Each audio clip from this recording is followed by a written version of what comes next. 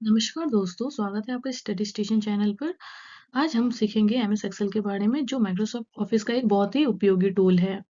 Okay, सो आज हम इस वीडियो में एमएस एक्सेल की पूरी जानकारी लेंगे आसान भाषा में। तो चलिए शुरू करते हैं। तो सबसे पहले आता है हमारा यहाँ पर introduction. What is MS Excel? तो आप यहाँ पे पहला पॉइंट देखिए, MS Excel is spreadsheet program develop by Microsoft. इसका मतलब है एमएस एक्सेल एक स्प्रेडशीट प्रोग्राम है जो माइक्रोसॉफ्ट के द्वारा डेवलप किया गया है। नाउ ये स्प्रेडशीट क्या होती है?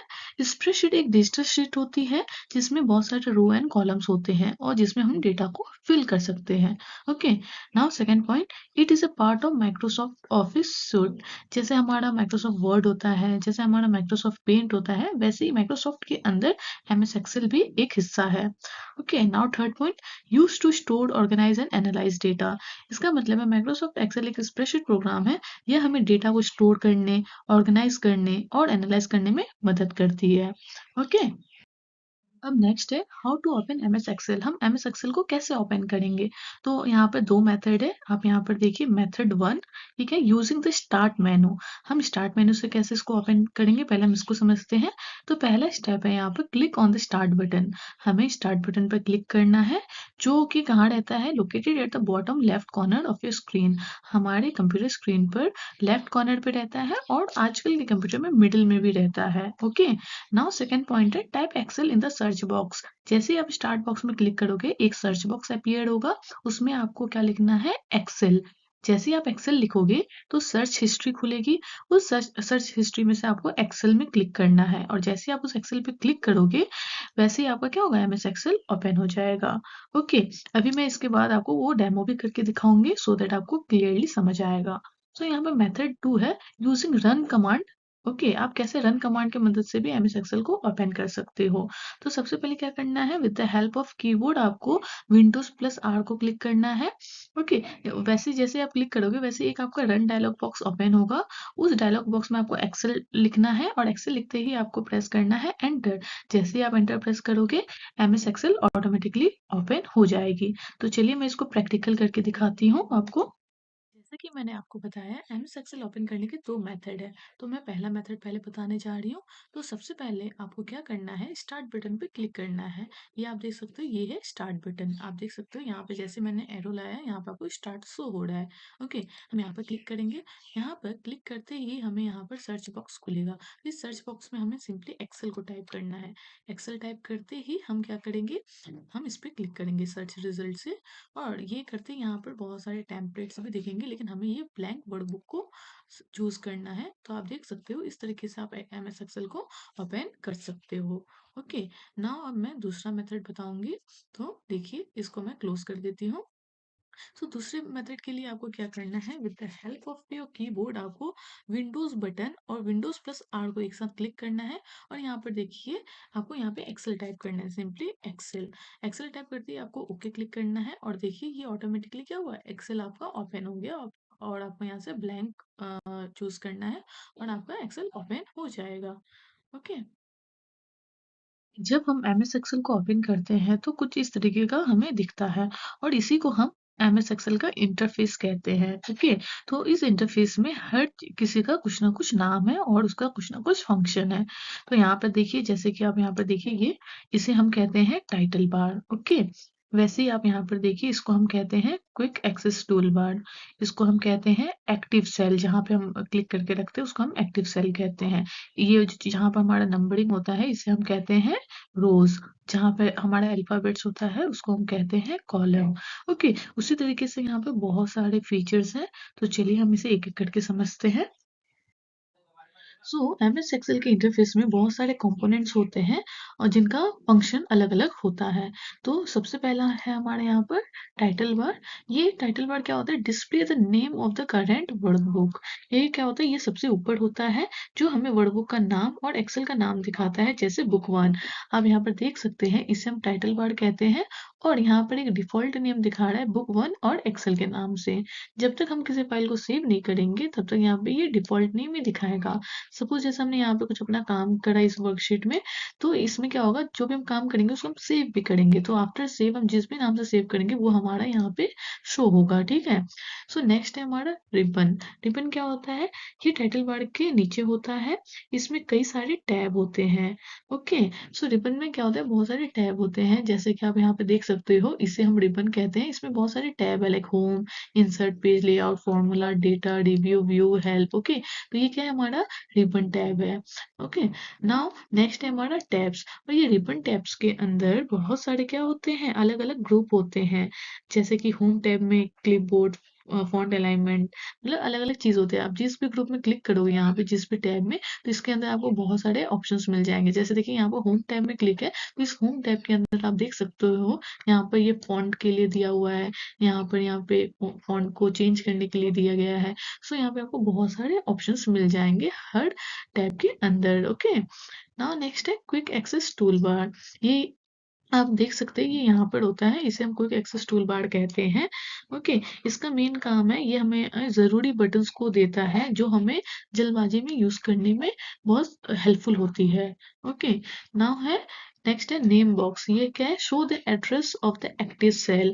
ये जैसे कि ये क्या है, नेम बॉक्स, जो भी यहाँ पर आप देख सकते हो, इसे हम सेल कहते हैं।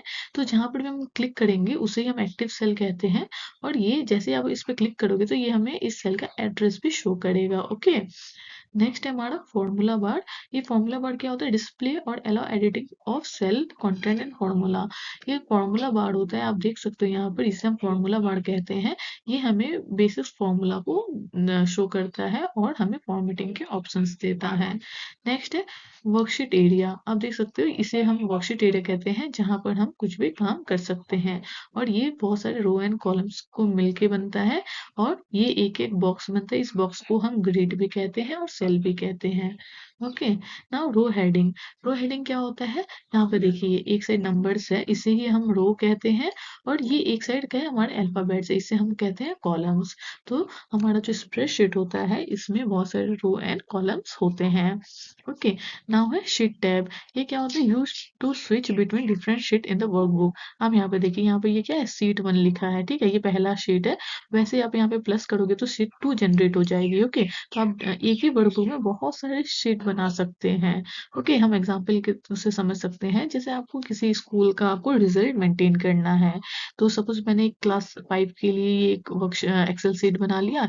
इसमें हमारा उनके फर्स्ट एग्जाम के मार्क्स रहेंगे, शीट 2 में हमारे उनके सेकेंड एग्जाम के मार्क्स रहेंगे, शीट 3 में उनका थर्ड एग्जाम के मार्क्स रहेंगे, और फोर्थ में हमारा फाइनल एग्जाम के। तो आप ऐसे क्या कर सकते हो, एक वर्कबुक में एक क्लास का रिजल्ट आप मेंटेन कर सकते हो। ओके, नाउ है status bar. Display information like sum, average and zoom control. आप देख सकते हो, ये स्टेटस बार होता है, यहाँ पर आपको अलग अलग ऑप्शंस मिल जाएंगे जो इंफॉर्मेशन शो करते हैं, लाइक सम का, एवरेज का और जूम कंट्रोल का। ओके, सो ये हो गया हमारा एमएस एक्सेल के इंटरफेस के बारे में। आपको बताऊंगी कि आप एमएस एक्सेल में कैसे कुछ भी काम कर सकते हो और फाइल को सेव कर सकते हो। तो चलिए देखिए इस वीडियो को। तो जैसे मैंने आपको कहा, एमएस एक्सेल क्या है, एक स्प्रेडशीट प्रोग्राम है, क्योंकि आप देख सकते हो यहाँ पर ये शीट काफ़ी फैली हुई है, इसे इसीलिए इसको स्प्रेडशीट कहा जाता है। इसे हम रो कहते हैं, इसको हम कॉलम कहते हैं। और आप यहाँ पे देख सकते हो, ये शीट 1 है, आप यहाँ पे मल्टीपल शीट्स को भी क्रिएट कर सकते हो। तो सबसे पहले मैं इसके इंटरफेस की बात करूंगी। जैसे कि मैंने कहा था, ये हमारा रिबन टैब है, जैसे कि home, insert, draw, page layout, formula, data, review, इसको हम कहते हैं रिबन। और हर एक रिबन के अंदर, हर एक टैब के अंदर अलग अलग ग्रुप्स होते हैं। जैसे होम के अंदर ये क्लिपबोर्ड है, फॉन्ट है, अलाइनमेंट है, नंबर्स है। वैसे इंसर्ट के अंदर काफ़ी ग्रुप्स होते हैं, लाइक टेबल के होते हैं, इलस्ट्रेशन के होते हैं, चार्ट्स होते हैं। वैसे ड्रॉ के अंदर काफ़ी होते हैं, इनपुट मोड होते हैं, ड्राइंग टूल्स होते हैं। वैसे पेज लेआउट के अंदर पेजेस को सेटिंग करने के मार्जिन, ओरिएंटेशन, पेज साइज, इसमें भी आपको काफ़ी ऑप्शंस मिल जाएंगे। वैसे फॉर्मूला होता है, इसमें हम आप फॉर्मूलाज वाले फंक्शंस मिल जाएंगे। वैसे डेटा है, वैसे रिव्यू के अंदर काफ़ी ग्रुप्स मिल जाएंगे, व्यूज के अंदर मिल जाएंगे। ओके, तो हर चीज़ का कुछ ना कुछ यहाँ पे यूटिलिटी है। तो चलिए मैं आपको इसमें सिंपली आपको स्टोर करके दिखाती हूँ कि हम इसमें कैसे किसी भी चीज़ को स्टोर कर सकते हैं। तो हम एग्जांपल के तौर पे हम बच्चों का डेटा को स्टोर करने की वो करेंगे। ओके, तो यहाँ पे हम सबसे पहले लिख देंगे नेम, नेम ऑफ स्टूडेंट। यहाँ पे बच्चों के मार्क्स के लिए सब्जेक्ट लिख देंगे Hindi, English, English, maths, science, social. Okay, so यहाँ पे हम सिंपली कोई भी लाइक रैंडम नेम लिख देंगे, अर्नव, मानव, ऋतिक, राहुल।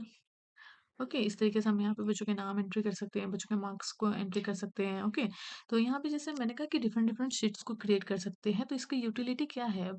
तो जैसे कि आपको एक ही इस जैसे ये हमारा क्या एक वर्कबुक हो गया एमएस एक्सेल ओपन करते ही, तो इस वर्कबुक के अंदर आप डिफरेंट डिफरेंट शीट को बना सकते हो। तो जैसे कि मैं पहले इसको आपको सेव करके दिखाती हूँ। तो सेव करने के लिए आपको सबसे पहले क्या करना है, फाइल के अंदर जाना है, सेव एस में जाना है। सेव एस में जाते ही आपको क्या करना है, लोकेशन को चूज करना है। ठीक है, तो मैं इसको डेस्कटॉप पर सेव करूंगी। ब्राउज में जाऊंगी मैं, यहाँ से मैं क्या करूँगी, डेस्कटॉप चूज करूँगी और मैं इसका लिख दूंगी रिजल्ट। मैं यहाँ पे बेसिकली रिजल्ट बना रही हूँ, तो मैं इसको रिजल्ट लिख दूंगी, रिजल्ट क्लास 9। ओके, ऐसा करके मैं इसको सेव कर दूंगी। तो आप जैसे यहाँ पे देख सकते हो, ये हमारा टाइटल बार में यहाँ पे टाइटल सेव हो गया, रिजल्ट क्लास 9।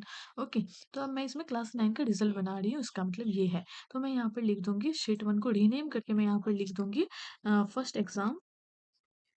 एग्जाम। ओके, ये हमारा क्या है, इसमें हमारे इस वाले वर्कशीट में क्या रहेगा, हमारा फर्स्ट एग्जाम के मार्क्स रहेंगे। फिर मैं सीट 2 क्रिएट करके यहाँ पे क्या लिख दूंगी, सेकेंड एग्जाम मार्क्स। ओके, वैसे मैं यहाँ पे क्या करूँगी, सीट 3 क्रिएट करूँगी, वैसे फाइनल एग्जाम तक मैं क्रिएट करके बना सकती हूँ। ऐसे क्या होगा, जब भी हमें क्लास 9 के रिजल्ट देखने की ज़रूरत पड़ेगी, तो हम सिंपली इस फाइल को ओपन करेंगे और वहाँ पर हमें क्या होगा, क्लास 9 के पूरे रिकॉर्ड्स एक ही वर्कबुक में हमें मिल जाएंगे। ओके, तो इस तरीके से आप क्या कर सकते हो, एमएस एक्सेल में कोई भी डेटा को स्टोर कर सकते हो, ऑर्गेनाइज कर सकते हो और एनालाइज कर सकते हो। तो इस तरीके से हम एमएस एक्सेल में काम करते हैं। ओके, अब नेक्स्ट है हमारा uses of MS Excel. MS Excel की यूजेस काफ़ी है, जिनमें से पहला पॉइंट है making time tables and calendars. इसका मतलब है एक्सेल एक्सेल की मदद से हम स्कूल के टाइम टेबल और किसी भी महीने का कैलेंडर आसानी से बना सकते हैं। इसमें डेट्स और टाइम को अच्छे से हाईलाइट किया जा सकता है। सेकेंड पॉइंट है बजट प्लानिंग। इसका मतलब है एक्सेल का इस्तेमाल घर या स्कूल का एक्सपेंस एंड सेविंग का बजट बनाने के लिए किया जाता है।